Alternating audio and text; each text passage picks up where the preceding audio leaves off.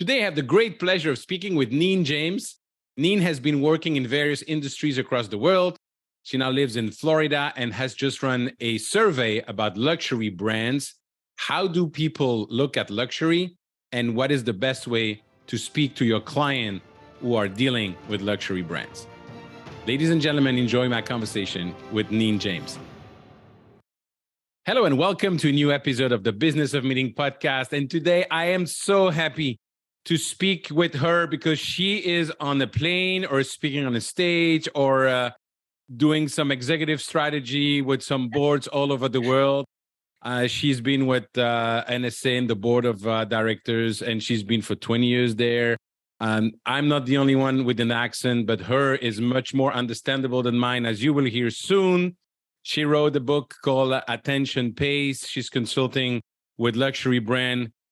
She is the president and CEO of Neen James Incorporated. Ladies and gentlemen, the one and only Neen James. Neen, thank you for taking the time.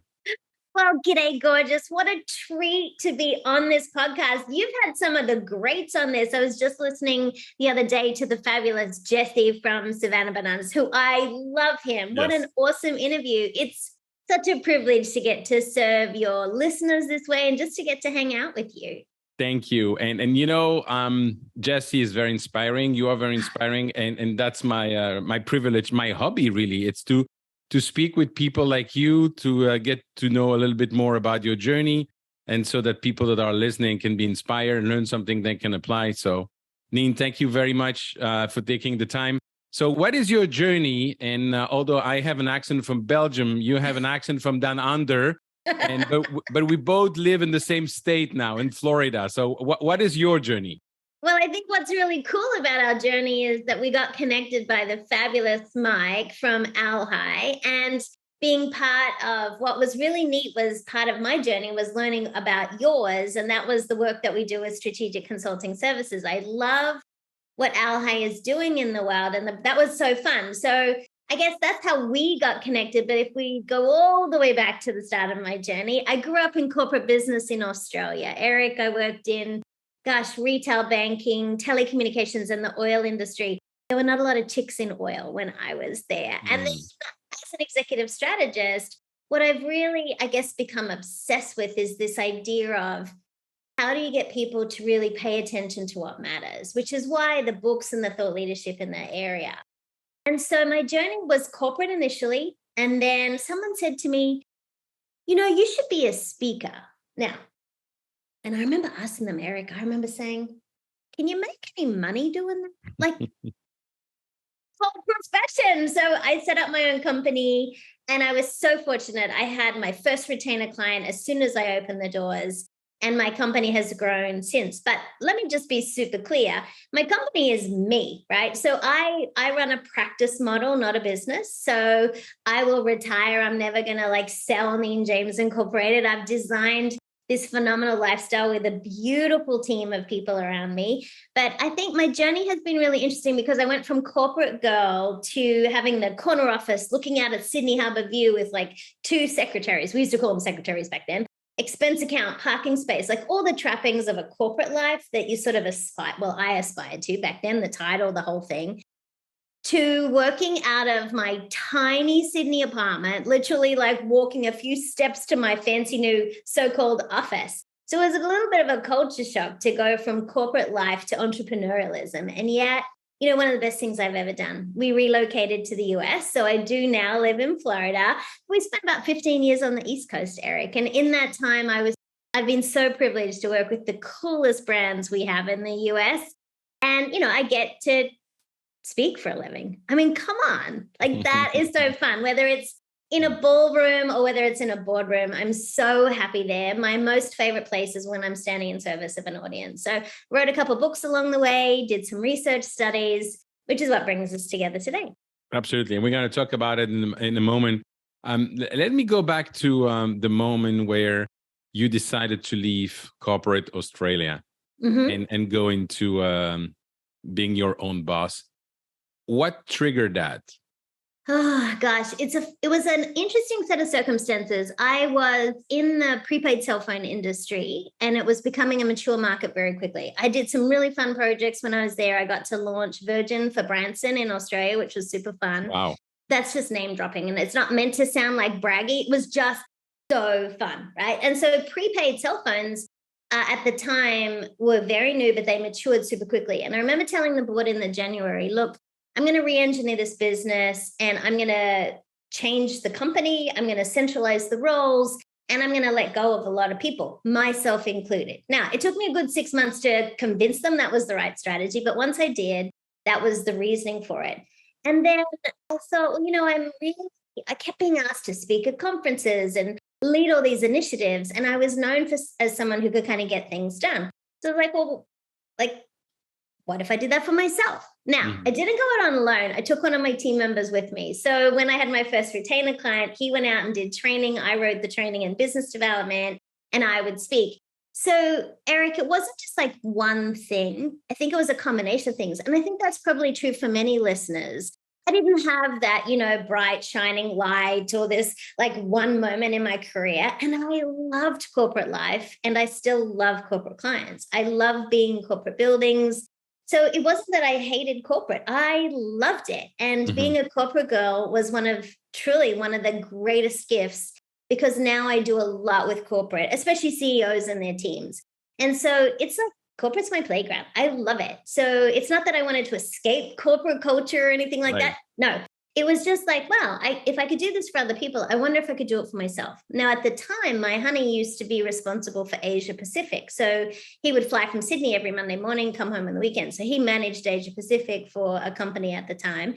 So I was like, well, if he's out there doing that, then maybe this is a great time for me to try this. And that's what I did. So literally, and then we moved from Sydney, Australia to Doylestown, Pennsylvania. So Eric, I lived from, I know, Sydney City to look, people listening have no idea where Doylestown is, but imagine perfect suburbia, Eric, like 2.4 kids to every house, a truck, a minivan, like people mowed their lawn with stripes in it. I've never seen anything like it.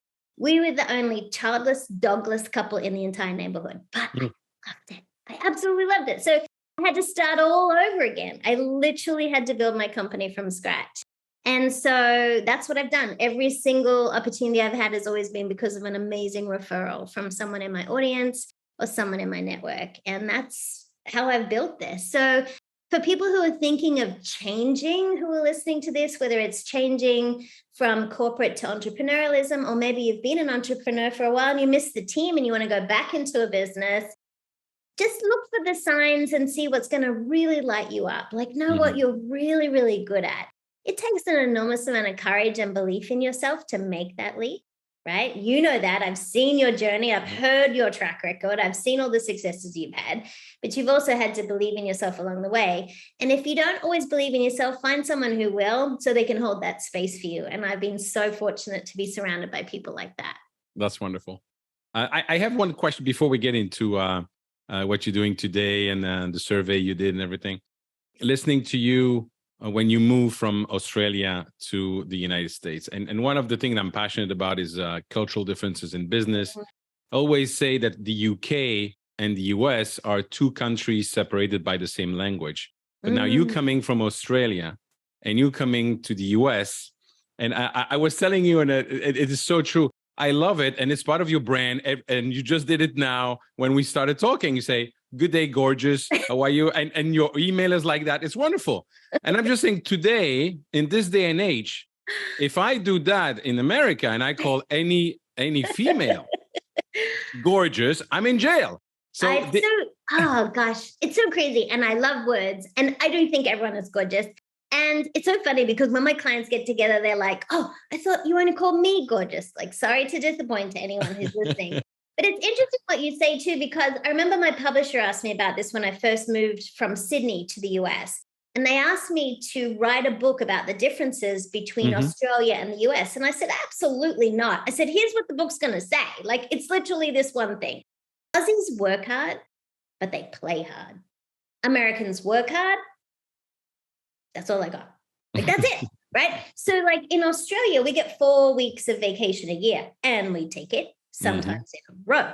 Mm-hmm. Americans, they take like a 4-day weekend and they call that a vacation. Oh, honey, that's just a long weekend. So it's really amazing to me. And I love working and living here. I became an American citizen, so it is very important to me.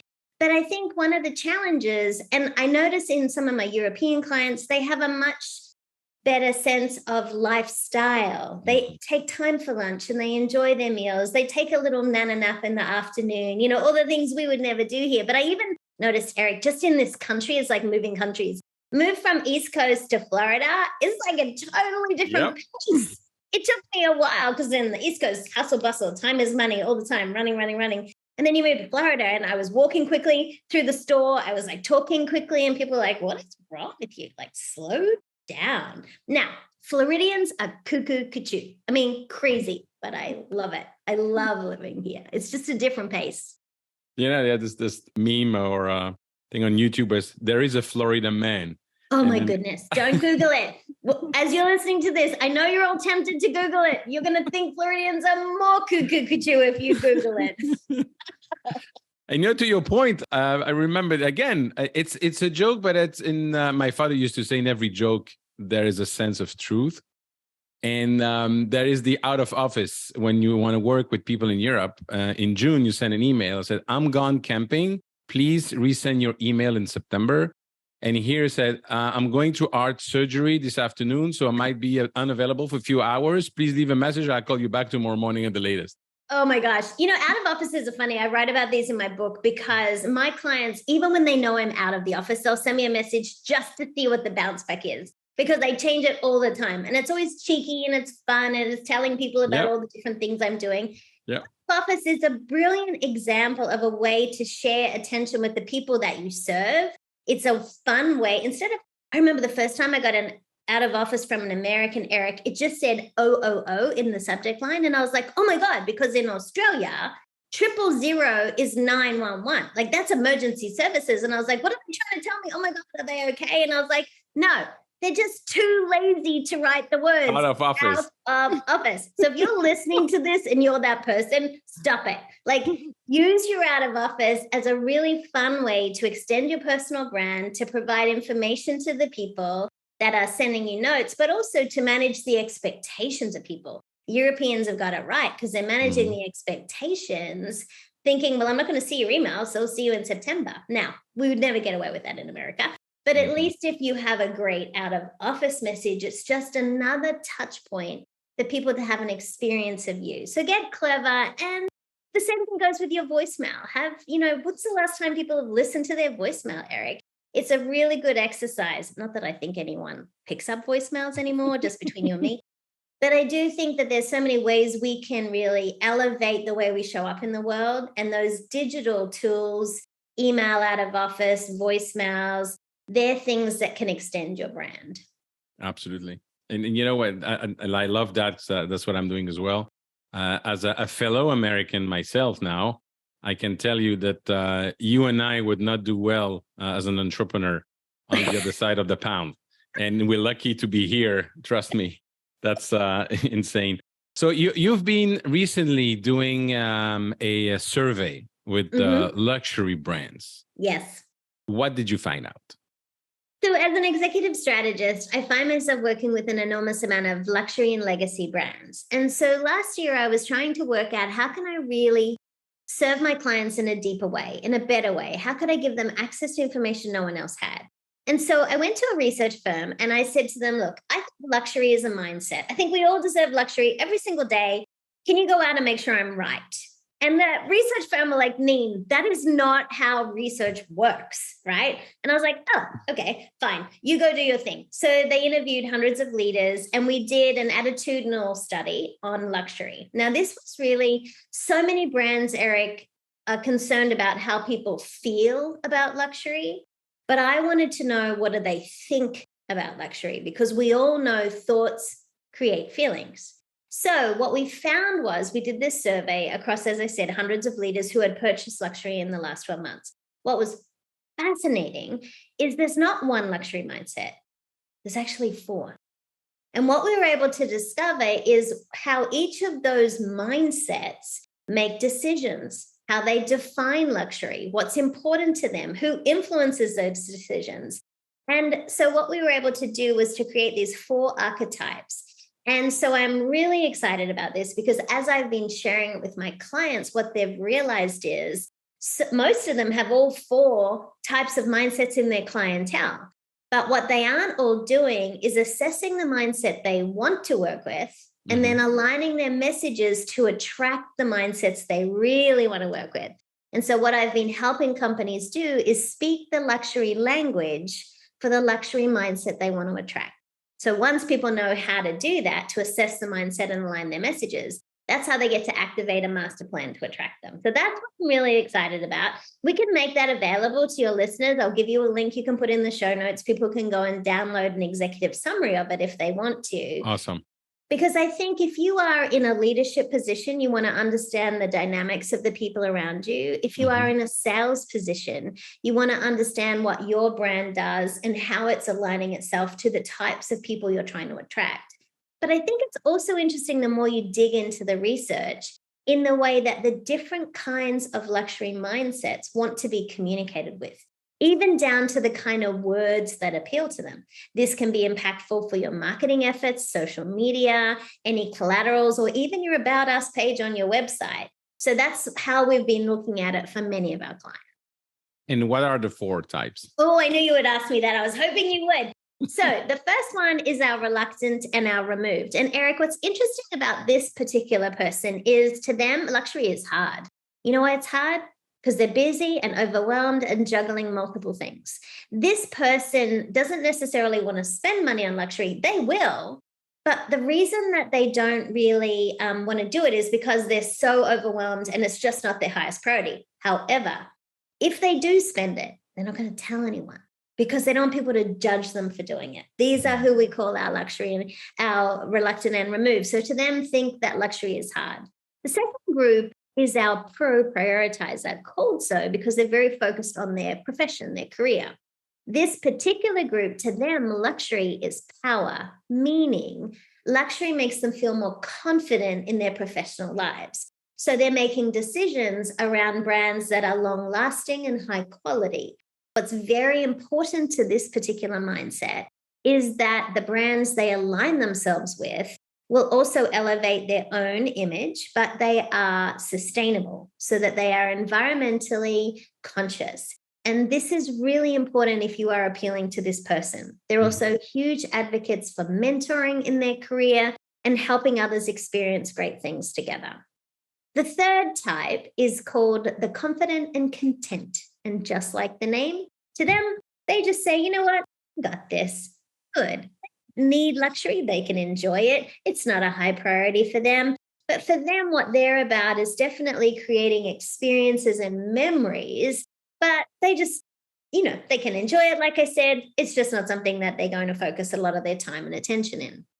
And then there is our 4th. And this, my friend, when the research firm read this out to me, they said to me, before I tell you about this, Neen, this is you. So while you're all listening to this and you're trying to work out the Australian accent, and I do sound like I'm 5, I know, but what you don't know about me is I am the 4th one, hands down. And the 4th mindset is called the luxury lover. This is the person who says, oh my God, I'm worth it. Luxury to them is something they want every day. They incorporate it in there every day. They want to share it with everyone. They tell everyone that they deserve it themselves. So they're always encouraging others to bring luxury in. Not only that, this is a person who's a very good brand ambassador for you because they believe in sharing the message of luxury. Now, what's interesting too about this particular mindset is once they make their mind up to buy something in the luxury space, you can't talk them out of that. Right. And so they don't consult other people to make decisions. They just go out and they do it. Their time frame for purchasing luxury is very short compared to the rest. And this research even goes into how long it takes people to make a decision around certain dollar price points. So remember, the survey was very much about how people think about luxury. So the reluctant and removed, luxury is hard. The pro-prioritizer, luxury is power. The confident and content, got this. But to the luxury lover, they say, I'm worth it. And just those 4 statements. Now, if you're listening to this, you might be thinking, oh, I know exactly what I am. And that's fantastic. I love that. But if you're not sure, then I'd encourage you to download the research, because the executive summary will give you an insight into all of the different things that, we don't have all the time in the world to go into today. But I think the best thing to think about is, if you are in a company, you probably serve all 4 kinds of people. But if you're in a role where you're asking multiple people to make a decision, they look at things differently. So, for example, you and I work in the luxury travel industry quite a lot. And so if you think say, for example, you're a luxury hotel and you're wanting to have a meeting planner have their event, maybe an incentive program or something on your property. This is why I love the Al High properties, because they are perfect for these types of situations. But as the general manager or the national sales manager or the director of sales, you might be sitting across the table from 2 people. One of your meeting planners might be a luxury lover, and everything you're showing them, they're absolutely on board. But the other meeting planner might be reluctant and removed. So you have to speak the luxury language of both. Now, interestingly, the reluctant and removed can be influenced by both the luxury lover and the pro prioritizer. And this is the kind of thing that the research goes into. So the implications for luxury brands with this research, or even all of us in general, there are so many different implications. And that's what I'm loving sharing with the audiences that I get to work with. Love it. Where and how could people download that? So we'll put the link in the show notes, but if you go to neenjames.com and then /luxury mindset, you can enter your email address. We don't spam you. You're not going to go on lists and things like that. It'll just give you the opportunity to be able to get a copy of the executive summary.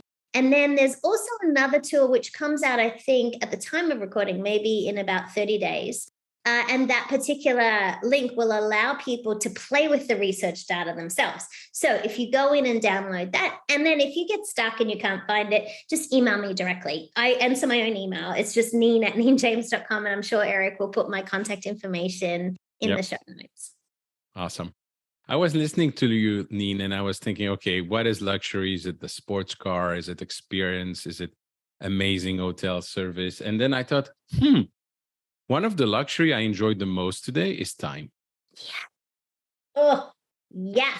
That is so true. And if you look at my body of work, Eric, you'd probably notice, like, my very first book, well, one of my first books, the one that's still available, is Folding Time. How do you achieve twice as much in half the amount of time, right? So I don't believe you can manage time. That's a stupid context. Time's going to happen whether you like it or not. And so that's what I talk about in this book, right? But time is a luxury. You can't manage time, but you can manage your attention. Mm-hmm. So my second book, Attention Pays, was very much about how do you be more intentional with your attention. And so that luxury of either, like the reluctant and removed, Eric, the best gift you can give them is time, because they're overwhelmed, overstressed, overtired. They've got so much going on. So if, for example, you were giving them a gift, or a Valentine's Day was coming up, you might give them a gift certificate for something that will help them get more done. Lawn services or babysitting or something like that, right? Yes. But then if you think about this whole idea of attention for other kinds of luxury and how they want to spend time, it could be the fact that the reluctant and removed is super busy, but the pro prioritizer, they want access to something like professional development and have the time to read the book, listen to the podcast, do those extra things that are going to help elevate their career. So it even comes down to the kinds of gifts that you can give and how fun that can be with this information. But time, honey, once it's spent, we don't get it back. There's one common thing that came up. Every single mindset said 2 things. Number 1, luxury is a reward for hard work. And number 2, luxury is about experiences, not things. Mm-hmm. And I've always believed luxury doesn't have to be expensive. It could be the flowers you put on your desk, or it might be the smile that you give to someone, or writing a little love note on a receipt when a barista hands you the bill. Like, there are so many ways we can extend luxury, but they do take time. I agree with you 100%. Cool. Last year I went on holidays with my family in Europe, and I won't name the brands because several of them, they have stores, brick and mortar stores all over the place. People are queuing, and they're queuing in the streets to have the time to get in the store and do their Mhm. shopping, and things are not inexpensive. And so I was wondering if there even a recession when it comes to luxury market. Seems to me that luxury market are not really impacted, or people that can afford the luxury are not really impacted by recession or moments like that. What do you You know, think? it's really interesting you talk about this because Matthew Upchurch, who's the CEO of Virtuoso Travel, was sharing recently a phenomenal study that was showing that the number of millionaires in the US is increased dramatically. And while I can't remember the exact number, I remember seeing this chart and thinking, that's off the charts. Like it's crazy. But what's also interesting is that luxury means different things to different people. Mhm. Let's take, for example, a Louis Vuitton store. And so for me, that's one of my favorite brands. I'm a brand brat. It's one of my favorites. But to your point, there's always a line outside, right? But I have someone in the store who I text with way too often. And if I want something, I'm going to text Renee and he's going to get me an appointment and I'm going to look at something or whatever. What's interesting about the luxury lover is they want the behind the scenes, the limited access, that private appointment. You know what I'm saying? And so, one thing to think about is that whether a recession occurs or not, there is going to be a component of the population who will continue the lifestyle that they have enjoyed. And if anything, they will continue to elevate it. When the world went crazy for a few years, what it helped people appreciate is that all these things that they said they might do someday, that's changed for them. So in the luxury travel, Mhm. especially with some of the travel advisors I work with, people would say, one day I'll go to the Galapagos, one day I'll go to Australia, one day I'll go to Antarctica. And you know what? One day has become today Yeah. because all of those memories they wanted to create with people one day or when they retired or when things changed, Eric, now they're doing it today. And that doesn't have to be a very expensive thing, but it has to be an experience thing. And that's what I think is happening. So, regardless of what happens with the global economy, people are still going to stay in hotels. They're still going to go on vacation. They're still going to carry beautiful bags. That's going to happen. They might have less of them. They Mhm. might change the frequency of purchase, but these things are still going to happen. So I don't see a crisis for luxury brands, but I do see luxury brands having to market differently and to align their messages to really appeal to these mindsets. Understood. Do you see as well any difference if I take the demographics of Gen X up to Gen Z, Mhm. um, and in the same available finances, if you want, if they all have the same means, are they looking at different experiences? Mhm. At, what is it exactly? Very much so. So interesting across the generations. Let's take luxury travel because we've been talking about that, right? If you think about the oldest generation, our veterans generation, they saw the most horrendous things in the world and they worked with often one employer and they worked and got the gold watch and then retired and that was life. But to them, having experiences with family is so important that they're often funding the luxury travel for all the generations to come with them. So multi-generational travel has become huge right now. And I know many of my luxury travel advisors, that's a big part of their book of business. Look at the baby boomer. The baby boomer is all about team. Let's all do it together. They CC everyone on an email. They invite everyone to the meeting. They're all doing professional development, right? So for them, they are also interested in creating experiences, but with others, right? But then you look at Gen X. Gen X is fiercely independent. This is the person who was like, just let me do my job and leave me alone. Like, don't look over my shoulder, send me a text message or an email, but please don't invite me to a meeting.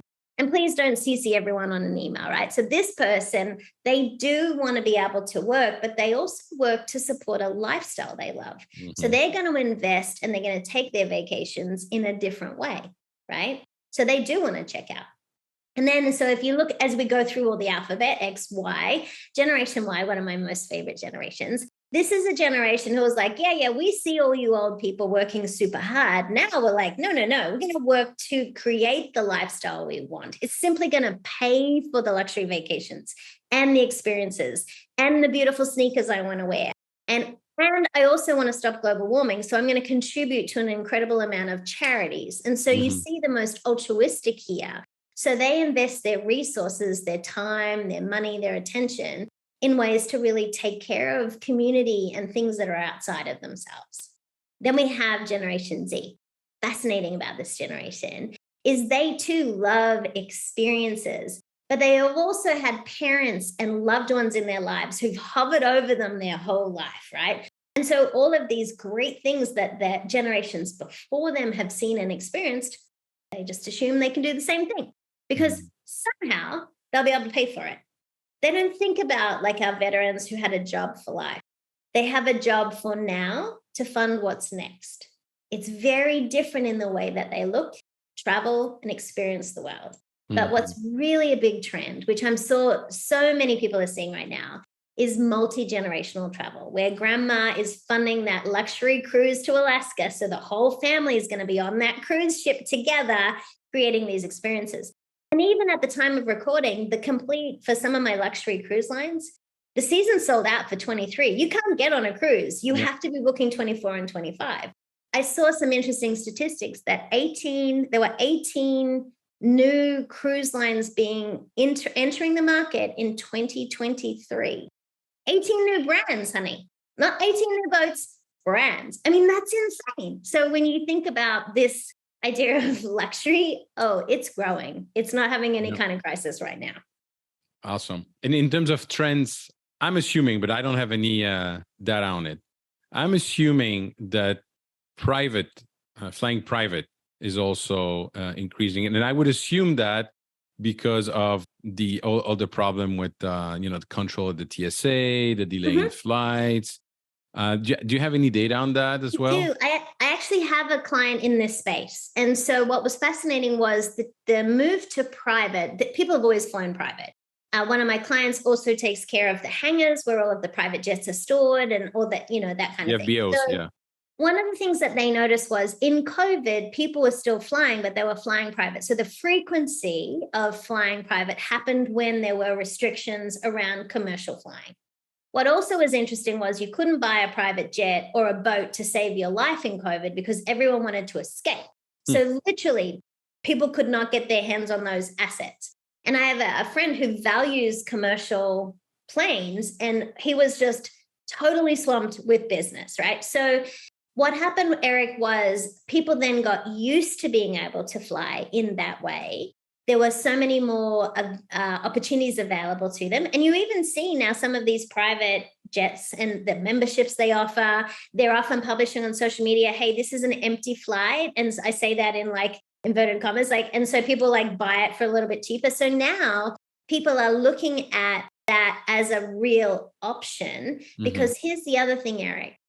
Flying private, yes, it's a luxury and that's divine, but it saves you so much time because you literally get to the FBO 10 minutes before the flight's going to take off. And you don't have to take all your clothes off and put everything through a security, it's so different. And so I think that's why. Now, commercial planes have started to realize that they're losing some of this business.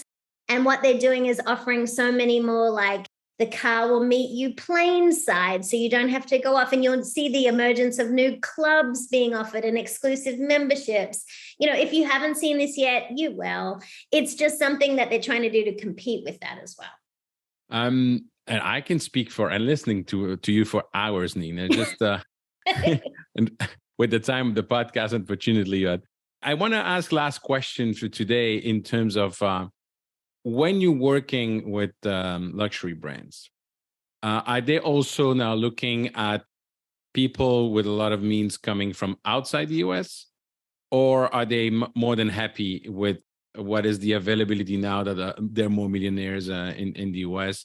How does that work with those brands which are global? Because it seems to me that when you have those means, wherever you go, you are actually spending. So what are they doing to target those people in terms of marketing? So I have an interesting combination of domestic and international clients. And so what's interesting is the domestic clients, for example, might have always hosted events in country. So incentive trips, president's awards, all those type of things. So that's why I'm up and speaking at those incentive trips or the, all hands meeting or the top producer meeting. And they used to always stay, for example, Florida is a popular place in the winter for American companies to have their conference because everyone can get out of the cold, right? And they were reluctant to go overseas because of the visual, the optics, the cost. But now, because they're also trying to balance this whole virtual in-person hybrid combination, they're investing differently in, say, let's say events for team members. So what they're doing is they're looking at global locations as an attractive part of the offering or reward structure. And so that's just meetings that I'm talking about. But in general, the clients that I'm working with are very happy with the clientele they have in America. And what they're having to do, though, is to access it in a very unique way. So they're having to be more creative in the way they get clients' attention, the messaging that they. So when I'm consulting to them, I'm often looking at how are they really assessing that mindset of the person they're trying to attract? And then how do they align their messages to ensure that everything is consistent with that, to be able to grab the attention quickly and keep it? And then how do you build advocates so that they then become your advocates for the brand? And so when I'm consulting with brands, that's one of the things we're doing as part of the master plan. What I think people need to think about as they're listening to this, even if you're not in the luxury space, is that same thing can apply to you. You can think about, well, what kind of people do I want to work with? What kind of company and brands do I want to be aligned with? What kind of messages are they sharing that feel true to me and congruent to who I am and my personal brand? And then what actions do I want to take to support those brands? So as an individual, as a leader in a company, or as the CEO of a company, whether you're speaking on a stage as a thought leader, or you're running a luxury property, or maybe you're working within an association, maybe you're an entrepreneur and consulting to these brands. Think about this 3-step process we have of assessing the mindset, really making sure that you are aligning your language and that you activate a plan accordingly. And I think every one of us can do that, Eric. Absolutely. And to your point, about experiences, it's a beautiful location all over the world. I had the opportunity to work in over 50 countries in the world. And, you're talking about, for instance, the new Kempinski Hotel in Cancun. Beautiful property. Great. You go there, there is Group A, which is going there and has the opening cocktail and farewell dinner. And then the rest of the time they're on the beach. And then you have Group B that is going there as well. But the Group B is experiencing unique moment, experiences that they cannot duplicate if they go back with their family and their friends there. And that's where the added value of incentive trip comes into the game. And to your point, I think if you mix luxury with experiences, then you have a cocktail which is unique. 100%. And honey, it can be as simple as, even in your everyday life, instead of using a paper napkin, what if you had a linen napkin, right? It can be about putting a single flower on your desk as opposed to just having books and papers all over your desk. We can all elevate our everyday experience just with tiny little changes and shifts, whether we are an individual or a brand. Awesome. I'm on my way. Now I'm leaving you. I'm going to buy a 911 convertible. So I totally support this plan. Thank you very much. Neen, thank you so much for taking the time to speak with me today. How do people reach out to you? I know you already gave your email, if you can repeat it. Of course. There's only one Neen James on social media. So you can follow my adventures on Instagram at Neen James, or you can email me directly, neen@neenjames.com. Wonderful. Thank you so much. And I hope to see you face to face very soon. I look forward to it. It's been a privilege today. Thank you for everything you do in the world, Eric. Thank you. Neen, thank you so much for taking the time to speak with me today. Fascinating survey you've run with luxury brands. And ladies and gentlemen, if you want to download the link, look at the show notes to have all the information from that survey. If you enjoyed this conversation, please share it with your network. And if you want to connect with me, go on LinkedIn or join my Facebook group, eventbusinessformula.com/group. Thank you. Bye-bye.